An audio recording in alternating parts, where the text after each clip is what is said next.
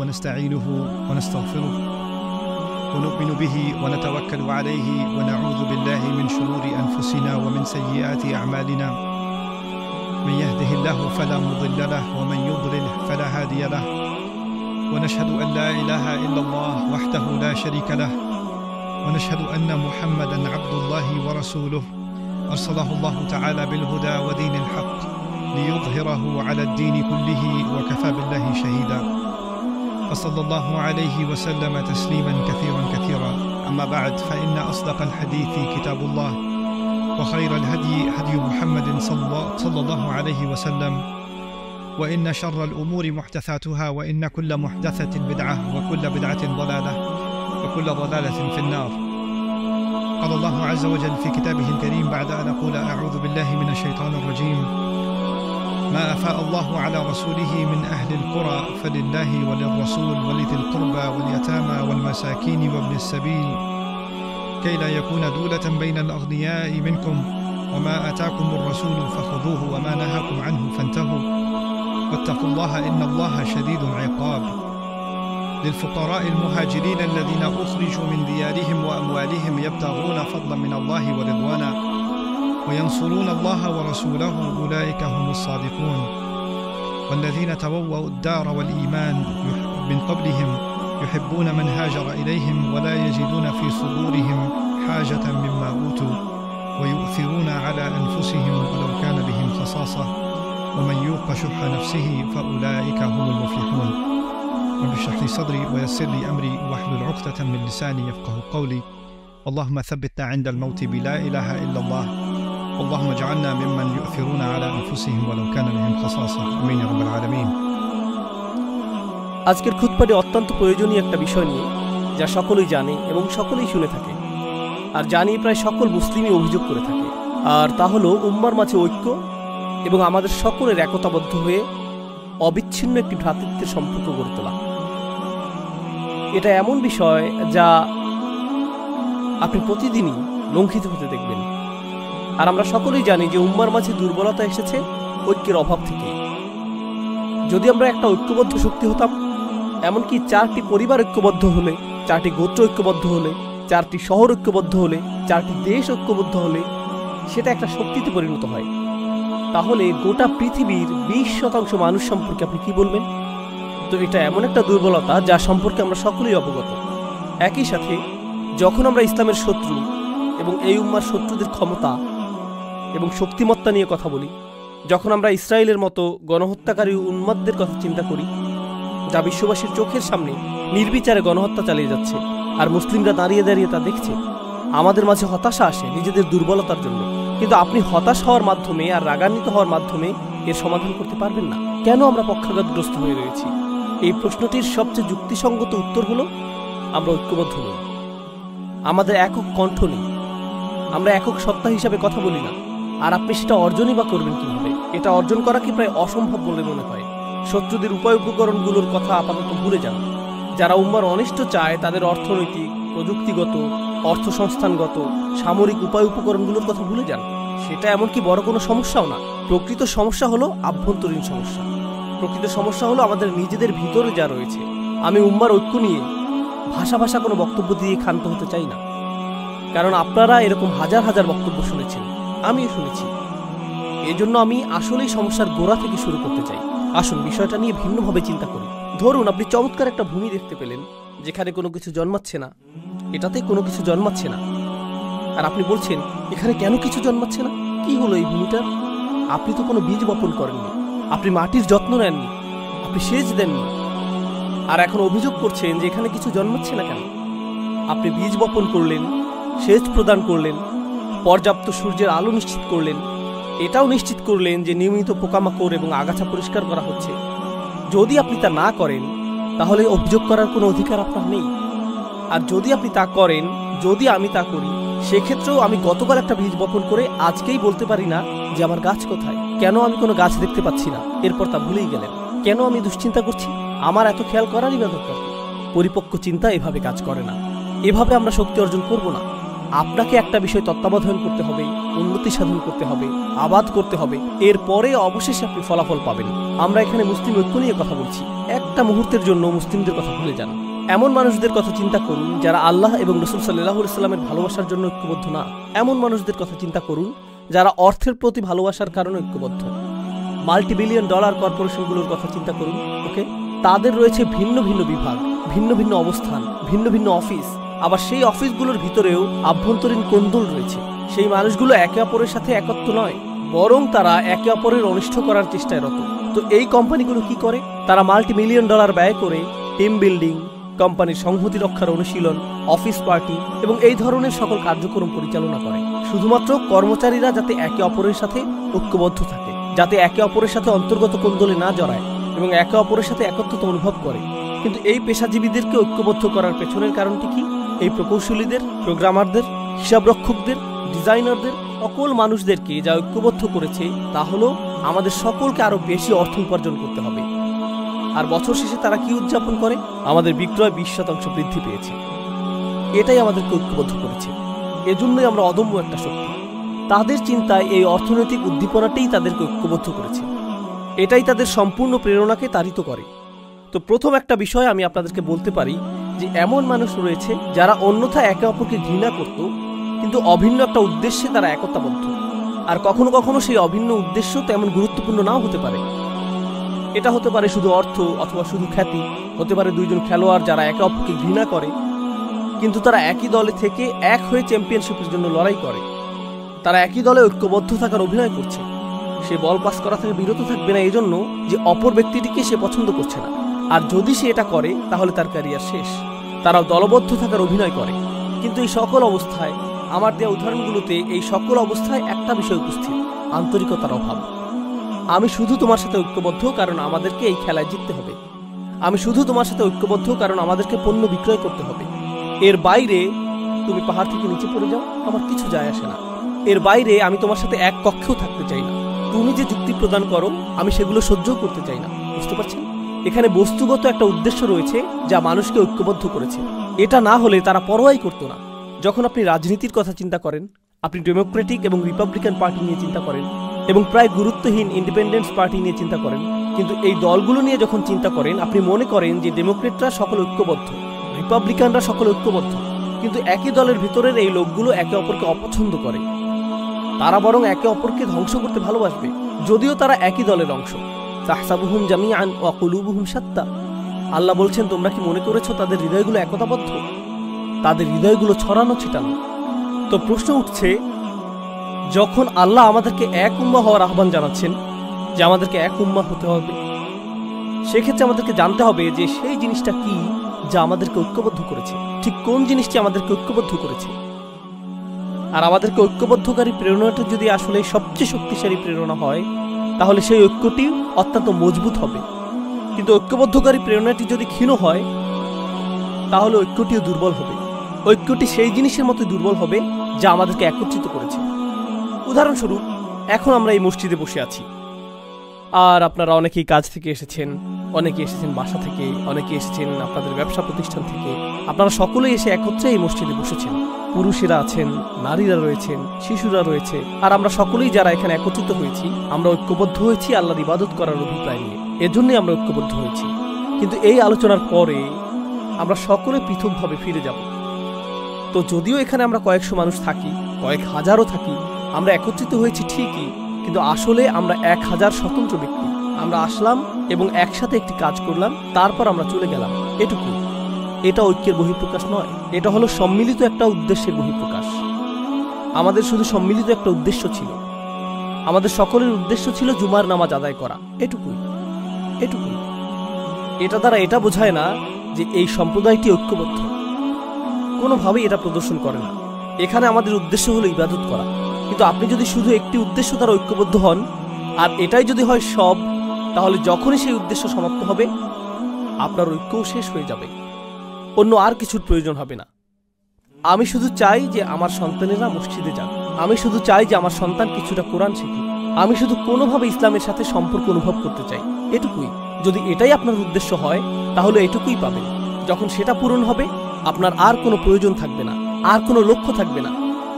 কোরআন ঐক্য সম্পর্কে সম্পূর্ণ ভিন্ন একটা চিত্র অঙ্কন করেছে। এটা কোনো একটা কাজের উপর নির্ভরশীল নয়, এটা বড় একটা ঈদের নামাজের উপর নির্ভরশীল নয়।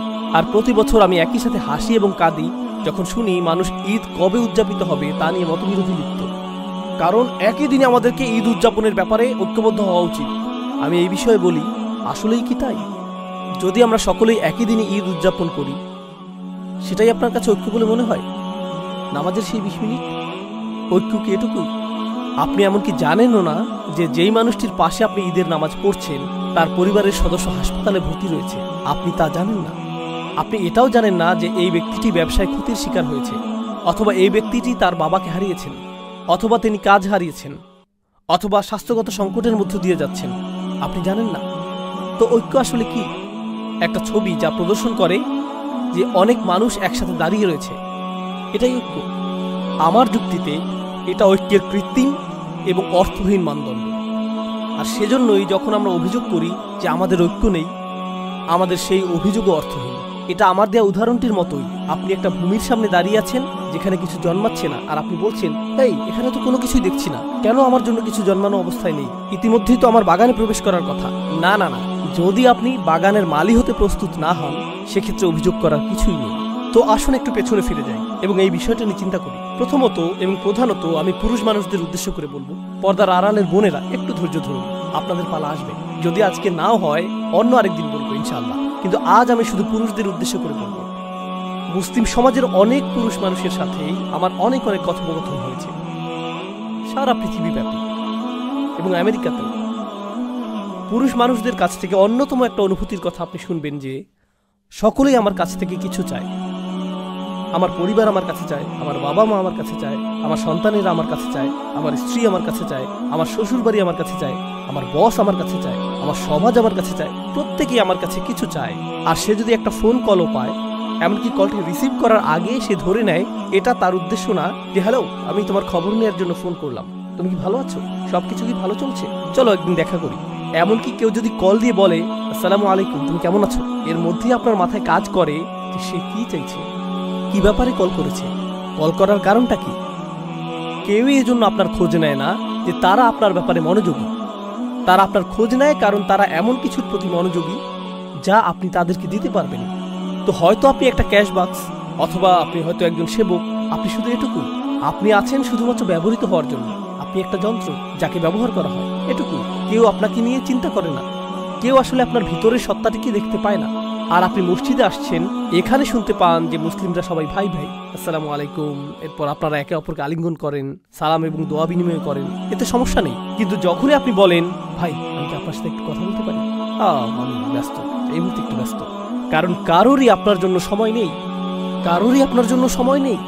আর আরও এক ধাপ সামনে আগালে আপনার পরিবার হয়তো আপনার উপর নির্ভরশীল, তারা আপনার উপর নির্ভরশীল। উদাহরণস্বরূপ, আপনি হয়তো উপার্জনকারী, আর আকস্মিক আপনি অসুস্থ হয়ে পড়লেন এবং চাকরি হারিয়ে ফেললেন। আপনি শুধুমাত্র চাকরি হারালেন না, পরিবারে আপনি সম্মানও হারিয়ে ফেললেন। আত্মীয়রা আর আগের মতো আচরণ করছে না। সবসময় তারা আপনাকে কল করত, এখন আর কেউ কলও করে না। তারা আর আপনার খোঁজ নেয় না, খোঁজ রাখে না, বরং যতটা সম্ভব আপনাকে এড়িয়ে চলে। জানেন কেন?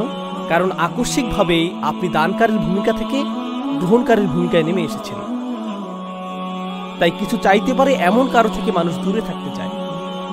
এমনকি আমাদের পরিবারের ভিতরেই যদি এমনটা ঘটে, তাহলে অবস্থাটা কি হতে পারে যখন এই পরিসর বড় হয়ে সমাজ পর্যন্ত বিস্তৃত হয়? তখন কি ঘটে যখন মানুষ অনুভব করে যে কেউ তার কথা চিন্তা করে না। আর আমরা এখানে একটা ভিন্ন ধরনের সমাজে বসবাস করছি। ইউনাইটেড স্টেটস কিন্তু ডেনমার্ক থেকে আলাদা, এটা জার্মানি থেকেও আলাদা, এমনকি এটা কানাডা থেকেও আলাদা। ইউনাইটেড স্টেটস সম্পর্কে এমন কিছু বলছি যা আপনারা নিজেরাও জানেন। এটাকে পুঁজিবাদের নমুনা ধরা হয়। পুঁজিবাদ অর্থ আপনাকে প্রথম হওয়ার প্রতিযোগিতায় নামতে হবে। কেউ আপনার জন্য চিন্তা করবে না, আপনার নিজের চিন্তা নিজেকেই করতে হবে। কেউ আপনার জন্য এগিয়ে আসবে না। আমরা তো শ্বাস প্রশ্বাসের সাথেও পুঁজিবাদ গ্রহণ করছি, আর তার সাথে যোগ হচ্ছে আমাদের সমষ্টিগত জীবন। এটা সত্য যে যদিও আমাদের মধ্যে কিছুটা হলেও সালাম এবং দোয়া বিনিময়ের ভ্রাতৃত্ব সম্পর্ক রয়েছে, এটা নেহাত আনুষ্ঠানিকতার সীমা অতিক্রম করে না। কিন্তু এটা প্রকৃত ভ্রাতৃত্ব নয়। প্রকৃত ভ্রাতৃত্ব পরীক্ষার একটা পদ্ধতি বলে দিচ্ছি। আমি যদি আসলেই সমস্যার মধ্য দিয়ে যাই, তৎক্ষণাৎ এমন কারো কথা কি মনে পড়ে যাকে আমি কল করতে পারি? কাকে কল করার কথা তাৎক্ষণিক আমার মনে পড়ে? মসজিদের ভাইদের কথা কি মনে পড়ে? যাদের সাথে আমি চলি তাদের কথা কি মনে পড়ে? কার কথা মনে পড়ে? আপনি যদি সেরকম কাউকে পান, তাহলে আপনার জীবনে কিছুটা ভ্রাতৃত্ব রয়েছে। কিন্তু আপনি যদি দুইবার ভাবেন, এই ব্যক্তিকে বললে সে আমার সম্পর্কে কি ভাববে, এই ব্যক্তিকে বললে সে কিভাবে এটা আমার বিরুদ্ধে ব্যবহার করবে, আপনাকে যাচাই বাছাই করতে হয় আপনার সমস্যাটি কোনো ব্যক্তিকে খুলে বলবেন কিনা, কারণ আপনি নিশ্চিত না যে সে এই কথা আরো 20 জনের সাথে বলে বেড়াবে কিনা। তখন আপনি ঈদের দিনে উত্তপ্ত আলোচনার বস্তুতে পরিণত হবেন। জানেন ওই ভাইকে আমাকে কি বলেছে, কি ঘটেছে তার সাথে? ও মাই গড! আপনি অন্য কারো উপভোগের গল্পে পরিণত হতে চান না, এই জন্য নিজের মুখ বন্ধ রাখেন। জানেন এর অর্থ কি? আপনার জীবনে ভ্রাতৃত্ব অনুপস্থিত। একজন ইমানদার অপর ইমানদারকে যে সতর প্রদান করার কথা, সেটা আপনার নেই, আপনার তা নেই। আসুন আরো এক ধাপ এগিয়ে যাই, সেই আয়াতটিতে যাওয়ার আগে যা আমি আসলেই আপনাদের সাথে শেয়ার করতে চাই। আরেক ধাপ এগিয়ে যাই। আমাদের সমাজে এমন তরুণ অথবা বৃদ্ধ মানুষ রয়েছেন যারা ব্যর্থ হয়েছেন। ব্যর্থতাও জীবনেরই অংশ।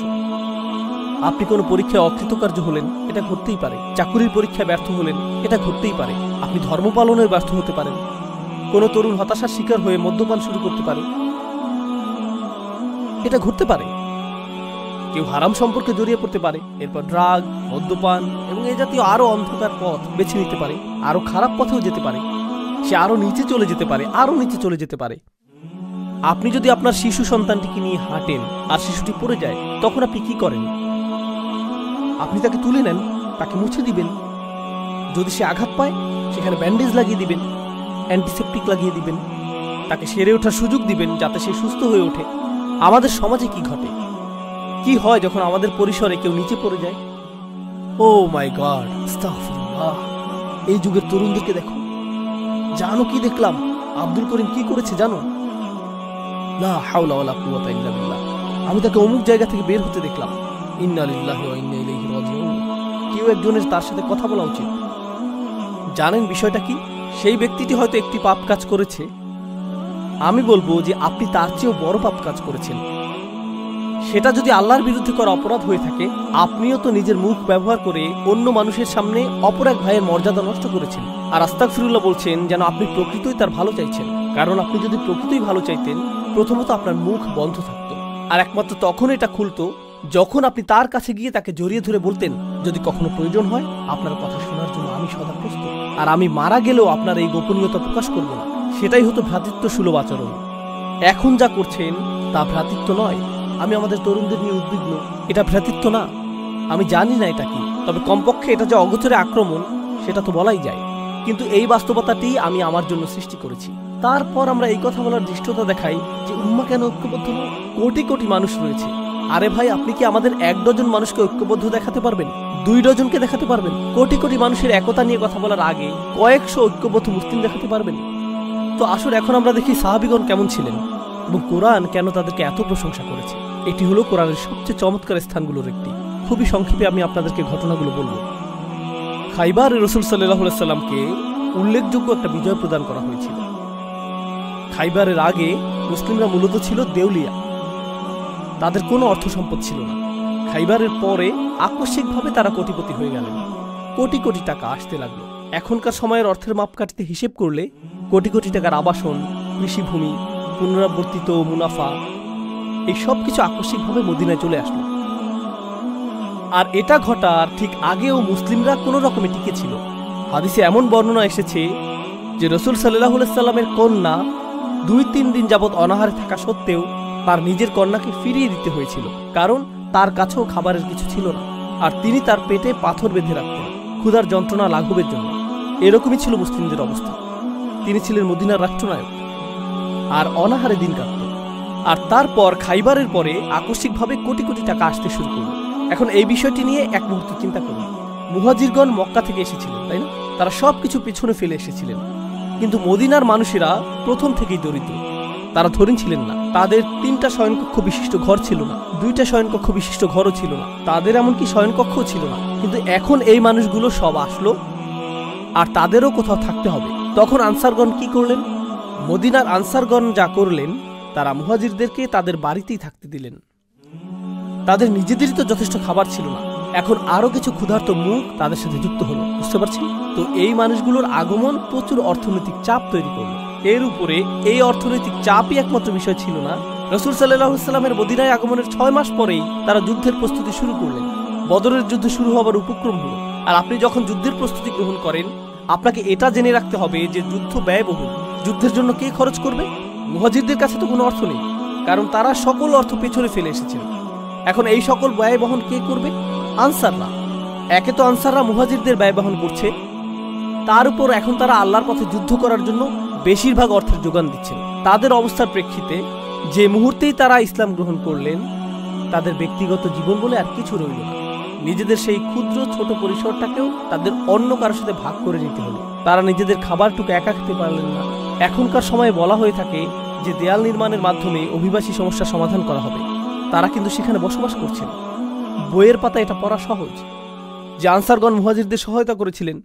যদি কেউ আপনার ঘরে এসে পড়ে, আপনার সাথে 6 মাস অবস্থান করে, আপনার চাচাতো ভাই, আপনার ভাই 2 দিনের জন্য আসলো, 2টি দিনই নির্ধারিত। তুমি ঈদ করতে এসেছো, ঈদ শেষ, সামনের ঈদে দেখা হবে, সামনের ঈদে আমি বরং তোমার ঘরে আসবো। কেউ আপনার ঘরে 6 মাস, 1 বছর অথবা অনির্দিষ্টকালের জন্য অবস্থানের সিদ্ধান্ত নিল। এক পর্যায়ে আপনি বিরক্ত হয়ে যাবেন, এক সময় টানাপোড়েন শুরু হয়ে যাবে। ঠিক আছে, আপনি আমার ইসলামী ভাই, কিন্তু আপনি কি এখানে বসা থেকে বিরত থাকবেন? এটা আমার বসার স্থান। আপনি আমার ইসলামী ভাই, কিন্তু আমার যেই এক টুকরো চিকেন ছিল তাই আপনি খেয়ে নিলেন। এই কমলাটি কে নিয়েছে? এটা কে করেছে? কে সবকিছু এলোমেলো করে রেখেছে? ও আল্লাহ! এরকম শুরু হয়ে যাবে। তারা তো মানুষই, তারা তো মানুষ। এর উপরে তারা আবার একটি যুদ্ধের সম্মুখীন হলেন। আর বেশিরভাগ শহীদ বদর এবং উহুদে, বেশিরভাগ মানুষ যারা হত্যার শিকার হয়েছিলেন, তারা ছিলেন আনসার, তারা ছিলেন মদিনার অধিবাসী। তো আমরা ব্যয় করছি, আমরা গৃহের অংশ ছেড়ে দিচ্ছি, আবার আমরা হত্যারও শিকার হচ্ছি। এই সব কিছু ঘটতে থাকলো। আর তারা দিয়েই গেলেন, দিয়েই গেলেন, দিয়েই গেলেন এবং দিয়েই গেলেন। সবশেষে কোটি কোটি টাকা আসতে লাগলো। খাইবারের যুদ্ধের পর তারা কোটিপতি হয়ে গেলেন।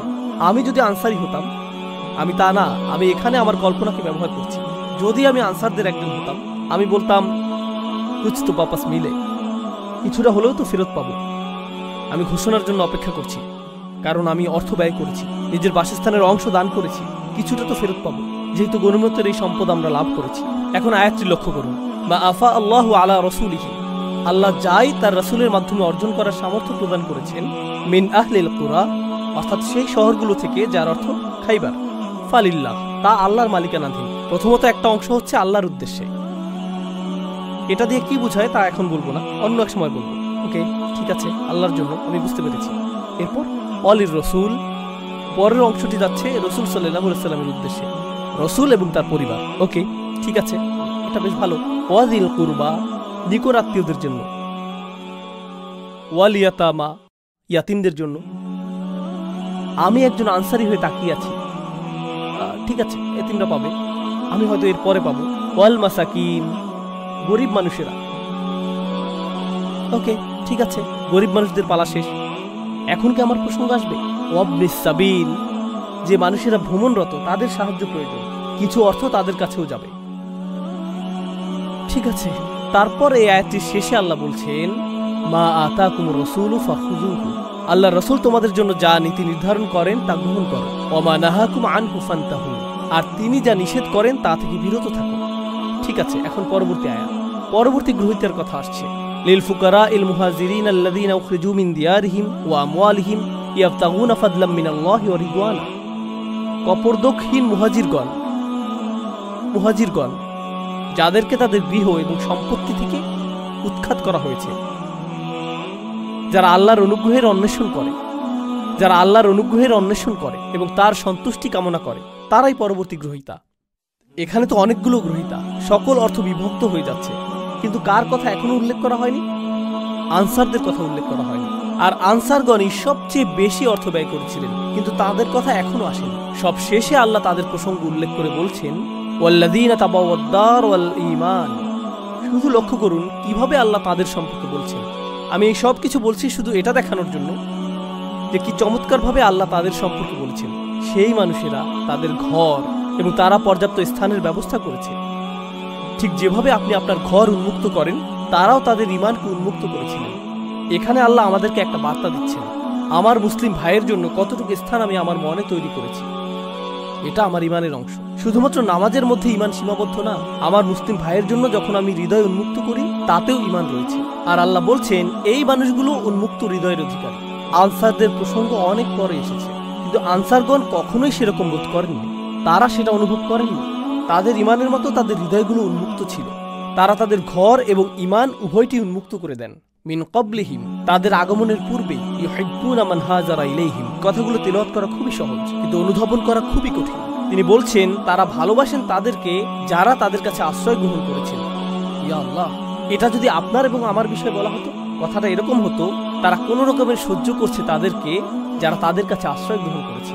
তারা প্রায় তাদেরকে হত্যা করার দ্বারপ্রান্তে পৌঁছে গিয়েছে যারা তাদের কাছে আশ্রয় গ্রহণ করেছে। তারা কামনা করেছে যে যারা তাদের কাছে আশ্রয় গ্রহণ করেছে তারা যাতে নিজ এলাকায় ফিরে যায়। মুনাফিকরাই এই কথাগুলো বলেছিল, লা ইরজা'না ইলাল মাদিনাতি লা ইখরিজান্নাল আ'যু মিনাল আযাল। এই কথাটাই মুনাফিকরা বলেছিল যে তাদের নিজ এলাকায় ফেরত যাওয়া উচিত, এটাই তারা বলেছিল। তো এর অর্থ কি? আপনার মুসলিম ভাইয়ের জন্য হৃদয় উন্মুক্ত করা, তার সকল প্রয়োজন পূরণ করা, শুধুমাত্র অর্থনৈতিক প্রয়োজনই না, এর দ্বারা শুধুমাত্র অর্থনৈতিক সাহায্যই বোঝাচ্ছে না, এর দ্বারা বোঝাচ্ছে যে আপনি নিজের হৃদয়ে স্থান তৈরি করবেন যাতে কোনো একজন আক্ষরিকভাবেই আপনার গৃহে আশ্রয় পেতে পারে। তাই আল্লাহ বলছেন, ইউহিব্বুনা মান হাজারা ইলাইহিম ওয়া লা ইয়াজিদুনা ফি সুদুরিহিম হাজাতাম মিম্মা উতু। অর্থাৎ যেই দায়িত্ব তাদেরকে প্রদান করা হয়েছে তার কারণে তারা নিজেদের হৃদয়ে কোনো অস্বস্তি রাখে না, তারা কখনোই অস্বস্তি অনুভব করে না, কারণ তারা কাউকে সহায়তা করছেন। তারা কখনোই অস্বস্তি বোধ করেন না, কারণ সে আমার ভাই, সে আমার বোন, সে আমার পরিবার। আল্লাহ বলেছেন যে সেটা আমার পরিবার। লা ইলাহা ইল্লাল্লাহর এই বন্ধন রক্ত সম্পর্কের চেয়েও বেশি। এটাই একমাত্র গুরুত্বপূর্ণ বিষয়। পরিবার সবার আগে, উম্মাহ সবার আগে, এটাই ছিল তাদের মনোভাব। আপনি অভিবাসন সংকট নিয়ে চিন্তা করেন। আমরা যেহেতু আমেরিকায় বসবাস করছি, আমরা চিন্তা করি মেক্সিকান অভিবাসীদের কথা, অবৈধ অভিবাসী এবং শরণার্থীদের কথা, তাই না?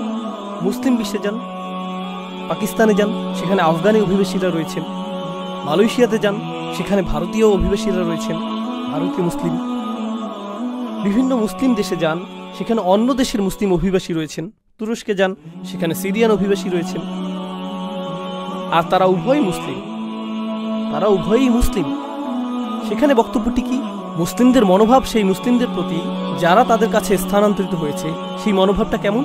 এই সকল স্থানে এবং অন্য আরও স্থানে ট্রাম্প যেভাবে অভিবাসীদের নিয়ে কথা বলে, তারাও তাদের সম্পর্কে ঠিক সেভাবেই কথা বলে। প্রকৃতপক্ষে তারা এর চেয়েও খারাপভাবে কথা বলে, ট্রাম্প বরং উত্তম বলে। সেই ব্যবহার লক্ষ্য করুন এবং লক্ষ্য করুন যে কোরআন কি বলছে, ইউহিব্বুনা মান হাজারা ইলাইহিম। মুসলিম বিশ্বেই অন্য মুসলিম দেশ থেকে আগত কত হাজার মানুষকে সীমানায় আটকে দেওয়া হয়েছে। সেখানে তারা মূলত ক্যাম্পে বসবাস করছেন, তারা এমনকি ভিতরে প্রবেশ করতে পারছেন না। আর তারা প্রজন্মান্তরে সেখানে রয়েছেন। শিশুরাও একই ক্যাম্পগুলোতেই জন্মেছে এবং বেড়ে উঠছে। ওয়ালা ইয়াজিদুনা ফি সুদুরিহিম হাজাতাম মিম্মা উতু ওয়া ইউসিরুনা আলা আনফুসিহিম ওয়ালাউ কানা বিহিম খাসাসা। তারা নিজেদের উপর অন্যদেরকে প্রাধান্য দেয়, যদিও তারা নিজেরা অভুক্ত অবস্থায় থাকে। তারা নিজেদের উপরে অন্যদেরকে অগ্রাধিকার দেয়। তারা অন্যদের জন্য নিজেদের প্রয়োজনকে তুচ্ছ করে দেখেন, যদিও তারা অনাহারে থাকেন। এটা বেশ উঁচু মানদণ্ড। আল্লাহ বর্ণনা দিচ্ছেন যে পরিমাণ অর্থ এসেছে তা নির্ধারিত আল্লাহর জন্য, রাসূলের জন্য, দরিদ্র কপরদক্ষিণ মানুষদের জন্য, মুহাজিরদের জন্য। আর তারপর তিনি আনসারদের কথা অসাধারণভাবে বর্ণনা করলেন।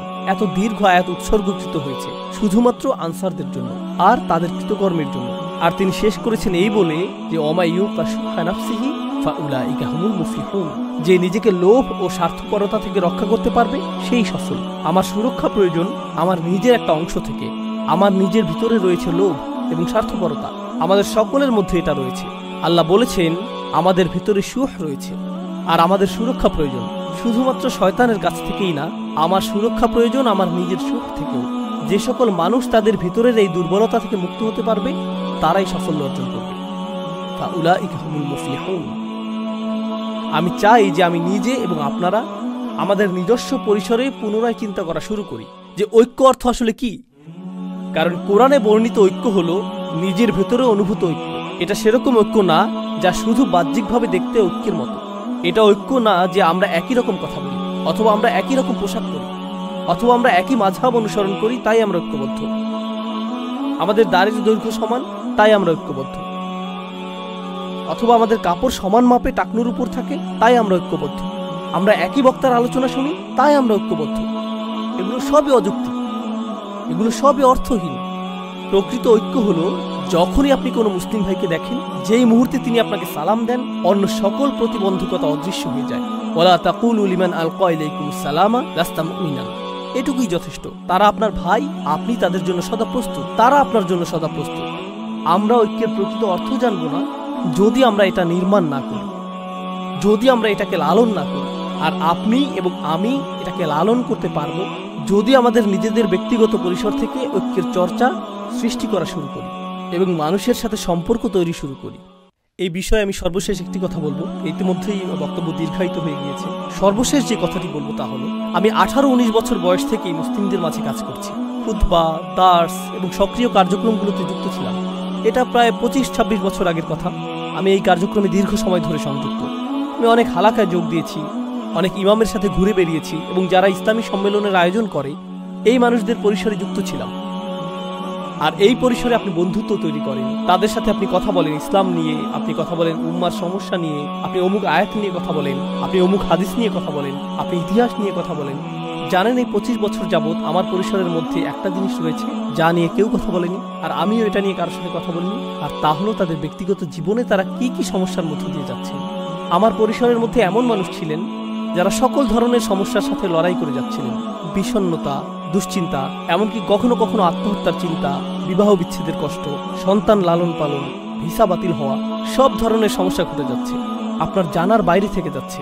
কারণ তারা এটা জানে যে এসব বিষয়ে কথা বলার জায়গা এটা না। তাদের মনোযোগের কেন্দ্রবিন্দু হলো শুধু হালাকা। তাদের মনোযোগ হলো তুমি কি এই প্রোগ্রামটা করতে পারবে, এটাই তাদের মনোযোগের বিষয়, এটুকুই। আর তুলনা করার জন্য আমি খ্রিস্টানদের একটা গির্জায় গিয়েছিলাম, শুধু দেখার জন্য যে তারা কি করে। এক বুধবার রাতে গিয়েছিলাম, এখানকার স্থানীয় একটা গির্জা। তারা গোল হয়ে বসে, প্রথমে 5-7 মিনিট তারা গান গায় এবং এই জাতীয় কিছু কাজ করে। এরপর 1 ঘন্টা অতিবাহিত করে। জানেন সেই 1 ঘন্টায় তারা কি করে? সেখানকার পাদ্রী একজনকে বললেন, এই তোমার নাম কি? আমার নাম ফ্রাঙ্ক। তোমার নিজের সম্পর্কে কিছুটা বলো ফ্রাঙ্ক। এটা এটা এটা এটা তোমার এমন কি কোনো বিষয় আছে যার জন্য আমরা সবাই প্রার্থনা করতে পারি? হ্যাঁ, আমার মেয়ে আমার সাথে কথা বলে না, সেজন্য প্রার্থনা করুন। সকলে আসুন ফ্রাঙ্কের জন্য প্রার্থনা করি। পরবর্তী ব্যক্তি, পরবর্তী ব্যক্তি, পরবর্তী মহিলা, তুমি কি সমস্যা রয়েছে? আসো তোমার জন্য প্রার্থনা করি। কল্পনা করতে পারেন তারা এভাবে কথা বলছে, আর এই মানুষগুলো একে অপরকে চিনেও না। সব শেষে তারা একে অপরকে আলিঙ্গন করলো। এরপর এক ব্যক্তি এসে বলল, আমার মেয়ের সাথেও আমার একই রকম অবস্থা ছিল, আমরা কিন্তু যোগাযোগ রাখতে পারি, মাঝে মাঝে এই বিষয়ে কথা বলতে পারি। এটা অনেক বড় প্রাপ্তি। আর আমি বিস্মিত হয়ে এটা দেখছিলাম। আমাদের সত্য ধর্মের অনুসারী হওয়ার কথা ছিল, আমাদের হওয়ার কথা ছিল আদিল্লাতিনা আলাল মুমিনিন, আমাদের হওয়ার কথা ছিল ইউসিরুনা আলা আনফুসিহিম। আমি দেখলাম যে এই সবগুলো আয়াতই এমন মানুষেরা চর্চা করছে যারা আমাদের ধর্মের ভিতরের কেউ না। আর এত বছর ধরে আল্লাহর ঘর মসজিদে এবং মুসলিম পরিবেশে থেকেও আমি এটা দেখিনি। যা আছে তা খুবই সামান্য। আমাদেরকে যত্নশীলতার সাথে লালন করতে হবে, ভ্রাতৃত্বের লালন করতে হবে। এখান থেকে ঐক্য আসবে। এটা বক্তব্য, আলোচনা এবং ভিডিও থেকে আসবে না। এটা আসবে যখন আপনি এবং আমি আসলেই সম্পর্ক তৈরি করব, গভীর সম্পর্ক। আল্লাহ আমাদেরকে একটি খাঁটি ঐক্যের অধিকারী মানুষে পরিণত করুন, আর আমাদেরকে একে অপরের প্রতি আন্তরিক করে দিন। তিনি আমাদের সম্পর্কের কৃত্রিমতা ও কপটতা দূর করে দিন এবং সবচেয়ে শক্তিশালী, গভীর এবং অকৃত্রিম সম্পর্ক দিয়ে তা প্রতিস্থাপিত করে দিন। বারাকাল্লাহু লি ওয়া লাকুম। আসসালামু আলাইকুম।